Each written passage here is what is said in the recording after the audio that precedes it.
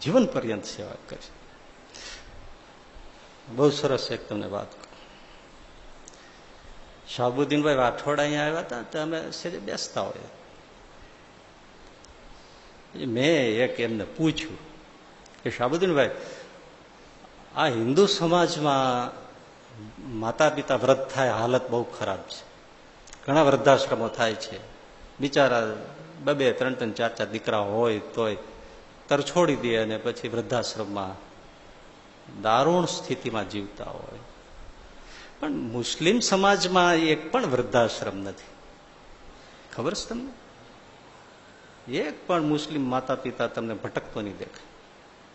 ગરીબમાં ગરીબ પરિવાર હશે તો મા બાપની અંતિમ શ્વાસ સુધી સેવા કરે છે. વિચાર કરો, આ તો ગાળો જ દેવી છે. ખાલી સારું તો લ્યો. એની જે ખુદા તાલામાં વિશ્વાસ છે, બંદગીમાં શ્રદ્ધા છે, 5 નમાજ પઢવાની જે ટેક છે, કુરાન પ્રત્યે માથું તોડી નાખે એવી જે શ્રદ્ધા છે, આપણને કયા શાસ્ત્રમાં ને કઈ બાબતમાં એટલો વિશ્વાસ છે ને શ્રદ્ધા છે? 5 માનસી પૂજા નથી થતી, સવાર પૂજા નથી થતી, સાંજે આરતીમાં આવવાતું નથી. અને તમે જો 1 વાગ્યા હોય તો એ તરત ફટ બધું મૂકીને નમાજ પઢવા નીકળી જાય મુસ્લિમ બિરાદર.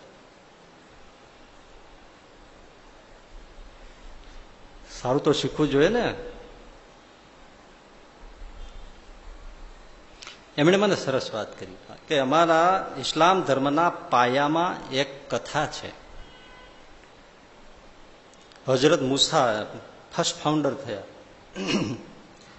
એને એક દિવસ વિચાર આવ્યો કે જન્નતમાં મારો પાડોશી કોણ હશે, એટલે સ્વર્ગમાં મારી પડખે પાડોશમાં રહેનારો કોણ હશે. આવો વિચાર આવ્યો. પછી ઇબાદતમાં બેઠા, બંદગીમાં બેઠા, નમાજમાં, તો એને અવાજ સંભળાયો, હજરત સુન લો, જન્નત में तुम्हारा पाड़ोश में અલી મોચી હોગા. અને એ અલી મોચી એનાથી થોડે દૂર જ રહેતો હતો. એટલે આ તરત બંદગી નમાજ પૂરી કરી અને તરત જ અલી મોચીને ખોળવા નીકળ્યા. એનું ઘર મળ્યું. આ જોયું તો એક દ્રશ્ય દેખાયું. એકદમ પથારી વશ એની વૃદ્ધ માતા, એની પડખે આ અલી મોચી બેઠો છે. માથે માના ઉપર હાથ ફેરવતો જાય છે, માથા ઉપર, અને કટોરી છે, અને કટોરીમાં રૂનું પૂંબડી બોળી બોળી, અને ઘૂંટડે ઘૂંટડે પણ માં દૂધ પી શકે એમ નથી, એટલે એમાં રૂનું પોતું બોળી અને એના માતાના મુખમાં ટીપા પાડે દૂધના. લ્યો માં પીવો. આવી રીતે એક કટોરો દૂધ પાયો. હજરત મૂસા જોયા રાખે છે. દૂધ પી લીધું. કેટલી વાર લાગી છે દૂધ પીતા, એક કટોરો. પછી એ વૃદ્ધ માં બોલ્યા, બેટા અલી,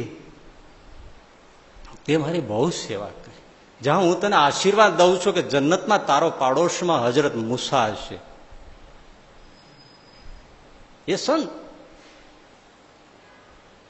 અને હજરત મૂસાને સમજાઈ ગયું. એટલે એના કુરાનમાં લખ્યું છે કે જન્નત તમારા માતા પિતાના ચરણોમાં છે.